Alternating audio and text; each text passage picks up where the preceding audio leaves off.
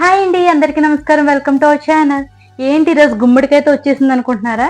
ఈరోజు full meals గుమ్మడికాయతోనే చేస్తానండి. Full మొత్తం టోటల్ కర్రీస్ ఎటి రైస్ ఎటి మొత్తం అంతా గుమ్మడికాయతోనే తయారు చేస్తాను. అది ఎలా తయారు చేస్తాను, ఏమేమి వేస్తానో చేసి చూపిస్తారండి. ఇప్పుడు ముందు స్వీట్ తయారు చేసుకుందామండి. స్వీట్కి గుమ్మడికాయని నీట్గా కడిగేసి దాన్ని కట్ చేసుకుందామండి ముక్కల కింద. ఈ కట్ చేసుకున్న తర్వాత దీని మీద ఉన్న తొక్క తీసేవాళ్ళండి. స్వీట్కి తొక్క తీసి చిన్న చిన్న ముక్కల కింద కట్ చేసి ఈ ముక్కలు అన్నట్లు ఆవిరిపైన పెట్టి ఉడికించాలండి. స్వీట్కి ఎప్పుడు ఆవిరిపైన పెట్టి ఉడికించాలి, ఎందుకంటే మెత్తగా అవ్వాలి కదా. గుమ్మడికాయలు ఎక్కువగా వాటర్ ఉంటుంది కాబట్టి గుమ్మడికాయని ఎప్పుడు నుండి వాటర్లో వేసి ఉడికించకూడదు, ఆవిరిపైన పెట్టి ఉడికించాలి. నేను చూపిస్తున్న విధంగానే ఆవిరిపైన పెట్టి ఉడికించాలండి. ఈ విధంగా ఉడికితే సరిపోతుందండి. ఇప్పుడు దించి పక్కన పెట్టుకొని ఒక మిక్సీ జార్లో వేసుకోవాలండి. ఆ మిక్సీ జార్లో వేసుకుని వీటిని మెత్తని పేస్ట్ కింద చేసుకోవాలి. ఈ విధంగా మెత్తని పేస్ట్లా ఉండాలండి. దీన్ని ఇప్పుడు ఒక ప్యాన్ పెట్టి పొయ్యి పైన దానిపైన చిన్న నెయ్యి వేసి దాంట్లో ఈ పేస్ట్ మొత్తం వేసేవాళ్ళండి. దీన్ని మెత్తని ముద్దల దగ్గరికి అవ్వాలండి. బాగా ఉడికి దగ్గరికి అయ్యాక దించి పక్కన పెట్టుకోవాలి. మళ్ళీ ఒక స్టవ్ పైన ప్యాన్ పెట్టి దాంట్లో నెయ్యి వేసి ఒక కప్పు శనగపిండి వేసుకోవాలండి. పచ్చివాసన పోయి కొంచెం లైట్ కలర్ వస్తే సరిపోతుందండి. ఇప్పుడు దీన్ని కూడా తీసి మనం ఆల్రెడీ ముద్ద చేసుకున్నాం కదా, అందులో వేసేసుకోవాలి. ఒక కప్పు పంచదార పౌడర్ కూడా వేసుకోవాలండి. ఈ కొంచెం యాలకుల పొడి వేసుకుని దీని మొత్తాన్ని బాగా కలుపుకోవాలండి. ఇలా కలుపుకున్నాం కదండి, దీన్ని ఇప్పుడు మళ్ళీ పొయ్యి పైన పెట్టి దాంట్లో కొద్దిగా నెయ్యి వేసుకుని దగ్గర పడే వరకు చేయాలండి. దగ్గరికి అయిన తర్వాత దీన్ని ఒక ప్లేట్లో నెయ్యిని రాసి దాంట్లో తీయాలండి. దాన్ని మొత్తాన్ని అది మన స్వీట్ రెడీ అయిపోయినట్టు. ఇది చల్లారాలి. చల్లారి లోపల మనం స్నాక్స్ కూడా రెడీ చేసుకుందామండి. ఇప్పుడు స్నాక్స్ రెడీ చేసుకుందామండి. స్నాక్స్కి ముందుగా గుమ్మడికాయ ముక్కలను ఉడకపెట్టిన గుమ్మడికాయ ముక్కలు తీసుకోవాలండి. అది మెత్తగా చేసుకోవాలి. ఇందులోనే కొద్దిగా ఉల్లిపాయలు వేసుకోవాలి, కొద్దిగా కారం, కొద్దిగా సాల్ట్, కొద్దిగా కొత్తిమీర, కొద్దిగా చాట్ మసాలా, కొద్దిగా కార్న్ఫ్లవర్ వేసుకొని మొత్తాన్ని బాగా కలుపుకోవాలండి. ఇలా కలుపుకున్న దాన్ని ఉండల కింద చేసుకొని ఆల్రెడీ నేను బ్రెడ్ పౌడర్ చేసి ఒక పక్కన పెట్టుకున్నాను. దాంట్లో దీన్ని మొత్తం కలపాలండి. దానికి చుట్టూరు పట్టేలా చేసుకోవాలి. ఈ విధంగా మిగతా మొత్తాన్ని కూడా ఇలాగే చేసుకోవాలండి. ఈ విధంగా చేసి వీటిని డీప్ ఫ్రై చేసుకోవాలండి. చేసుకుని చాలా టేస్టీగా ఉంటాయి, క్రిస్పీగా కూడా వస్తాయండి. స్నాక్స్ రెడీ అయిపోయినట్టే మనకి.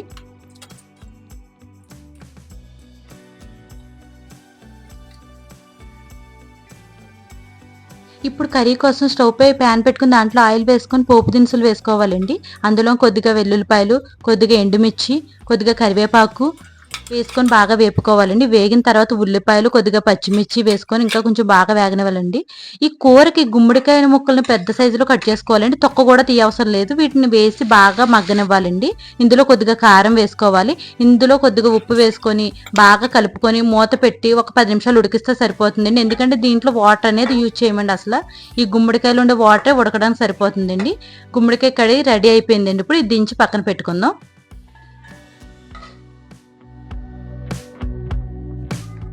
ఇప్పుడు మనం గుమ్మడికాయ పులుసు చేసుకుందాం. గుమ్మడికాయ పులుసుకి ఒక స్టవ్ పై ప్యాన్ పెట్టుకుని అందులో ఆయిల్ వేసుకుని ఉల్లిపాయలు, పచ్చిమిర్చి వేసుకొని కొంచెం బాగా వేగనివ్వాలండి. సేమ్ కూరకి కట్ చేసినట్టు ఇందులో కూడా గుమ్మడికాయ ముక్కలు తొక్కతో కట్ చేసి వేసుకొని బాగా ఉడకనివ్వాలి. ఇలా ఉడికిన తర్వాత కొద్దిగా కారం, కొద్దిగా ఉప్పు వేసి మరి కాసేపు ఉడకనివ్వాలండి. ఇలా ఉడికిన తర్వాత కొద్దిగా వాటర్ వేసి ఒక 5 నిమిషాలు మగ్గనివ్వాలి, ముక్క ఉడికే వరకు. ఇలా మగ్గిన తర్వాత ఇందులో కొద్దిగా చింతపండు పులుసు వేసుకోవాలండి. ఈ చింతపండు పులుసు వేసాక ఉప్పు కారం అన్ని సరి చేసుకొని మూత పెట్టి ఇంకో 10 నిమిషాలు ఉడకనివ్వాలి. ఇలా ఉడకనిచ్చిన తర్వాత దీన్ని పక్కన పెట్టుకొని దీని పోపు మనం ప్రిపేర్ చేసుకోవాలండి. పోపు మళ్ళీ ఆయిల్ వేసుకొని పోపు దినుసులు వేసుకొని దాంట్లో ఎండుమిర్చి, కరివేపాకు, వెల్లుల్లిపాయ వేసుకొని ఆ పోపుని పులుసులో వేసుకోవాలండి. పులుసు చాలా ఈజీ అండి, చాలా టేస్టీగా కూడా ఉంటుంది. ఈ పులుసు సూపర్గా ఉంటుందండి అన్నంలో కట. ఇప్పుడు ఈ గుమ్మడికాయ రైస్ కోసం కొద్దిగా నెయ్యిని వేసుకొని అందులో పచ్చిశనగపప్పు, మినపప్పు, ఆవాలు, వేరుశనగ పలుకులు వేసుకొని కొద్దిగా వేపాలండి. ఇలా వేపిన తర్వాత ఇందులో కొద్దిగా జీడిపప్పు, కొద్దిగా పచ్చిమిర్చి వేసి వేగనివ్వాలి. ఇందులోని ఎండుమిర్చి, కరివేపాకు కూడా వేయాలి. ఇలా వేగిన తర్వాత ఇందులోనే గుమ్మడికాయ ముక్కలు చిన్నగా సన్నగా కట్ చేసుకుని అది కూడా వేసి వేగనివ్వాలండి. ఆ వేగిన తర్వాత ఆ రైస్ ఉడకబెట్టిన రైస్ని ఆల్రెడీ అందులో వేసేవాలి. ఇలా వేసిన తర్వాత ఇందులో కొద్దిగా సాల్ట్, కొద్దిగా నిమ్మరసం వేసి కాసేపు మగ్గనివ్వాలండి. అలా రైస్ని కొంచెం వేడెక్కే వరకు ఇలా మగ్గిన తర్వాత దించి పక్కన పెట్టుకోవాలండి.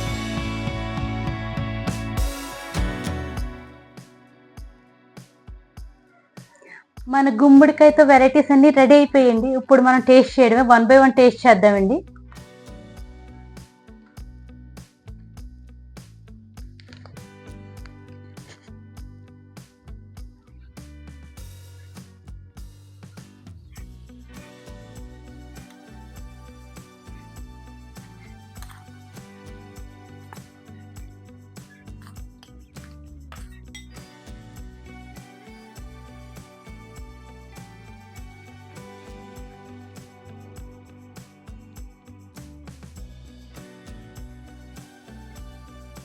గుమ్మడికాయతో చేసిన ఐటమ్స్ అన్నీ రెడీ అయిపోయింది. ఇప్పుడు ఒక్కొక్క ఐటమ్ మనం టేస్ట్ చేద్దాం. ముందుగా స్వీట్తో స్టార్ట్ చేద్దామండి. చూడండి ఎంత బాగా వచ్చిందో స్వీట్. టేస్ట్ కూడా సూపర్ ఉంటుందండి. ఇప్పుడు టేస్ట్ చేసి చూద్దాను. సూపర్ ఉందండి. నోట్లో వేసుకుంటే కరిగిపోతుంది. చాలా టేస్ట్ మాత్రం చాలా సూపర్గా కూడా ఉందండి. స్వీట్ చూసారు ఎంత బాగా వచ్చిందో స్వీట్ కూడా. ఫస్ట్ స్వీట్తో స్టార్ట్ చేయాలంటారేమో కానీ స్వీట్ మాత్రం సూపర్ ఉంది. స్వీట్తోనే స్టార్ట్ చేయాలండి ఫస్ట్ లంచ్ ఎప్పుడు అని. స్వీట్ చూసాం కదండి టేస్ట్. ఇప్పుడు హాట్ని కూడా చూద్దాము. చూడండి ఎంత బాగా వచ్చిందో.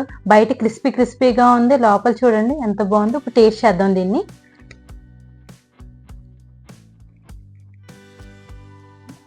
సూపర్.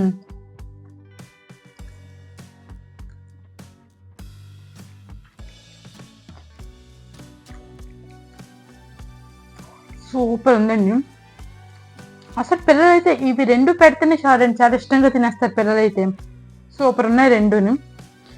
ఈ గుమ్మడికాయ రైస్ కూడా టేస్ట్ చేసి చూద్దామండి. సూపర్ ఉందండి, చాలా టేస్టీగా ఉంది. ఈ గుమ్మడికాయ రైస్ చాలా ఈజీగా చేసుకోవచ్చండి, చాలా తొందరగా కూడా అయిపోద్ది. పిల్లల లంచ్ బాక్స్లో కూడా మనం పెట్టడానికి చాలా ఈజీగా అయిపోద్దండి. పిల్లలు కూడా ఇష్టపడతారు, ఎందుకంటే టేస్ట్ కూడా సూపర్ ఉంటుంది. ఈ గుమ్మడికాయ అనేది మనం వారానికి ఒకసారైనా తినాలండి. మన హెల్త్ పరంగా చాలా మంచి బెనిఫిట్స్ ఉన్నాయి ఈ గుమ్మడికాయలో. గుమ్మడికాయలు ఏ సి విటమిన్స్ అనేవి పుష్కలంగా దొరుకుతాయండి, మన కంటికి సంబంధించి స్కిన్కి సంబంధించినవన్నీ. ఇవి బరువు తగ్గాలనుకునే వాళ్ళు, వెయిట్ లాస్ అవ్వాలనుకునే వాళ్ళ మెనూలో కూడా ఈ గుమ్మడికాయనే తీసుకుంటే వాళ్ళు తొందరగా వెయిట్ లాస్ అవుతారండి.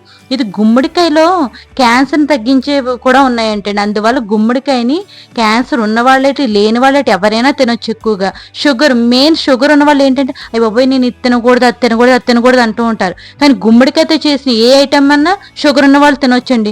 గుమ్మడికాయని తినొచ్చు కంప్లీట్గా షుగర్ ఉన్న వాళ్ళు, ఎందుకంటే దాంట్లో షుగర్ అనేవి తక్కువ ఉంటుందండి, షుగర్ లెవెల్స్ ఉండదు అసలు. ఇది గుండె జబ్బులు ఉన్న వాళ్ళకి కూడా చాలా మంచిదండి. గుండె జబ్బులు ఉన్న వ్యాధుల్ని నివారించడానికి ఇది గుమ్మడికాయ చాలా ఉపయోగపడుతుందండి.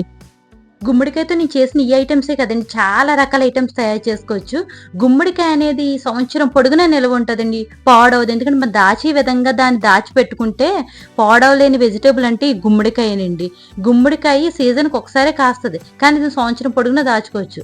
గుమ్మడికాయలో చాలా రకాలు ఉంటాయండి. మన సైడ్ దొరికే గుమ్మడికాయ సంక్రాంతి టైంలో దొరుకుతూ ఉంటుంది. అందుకే మనం సంక్రాంతి టైంలో కలగూరలో గుమ్మడికాయ అనేది యూజ్ చేస్తూ ఉంటాం మనం ఎక్కువగాని. చూడండి ఎంత తొందరగా చేస్తాను.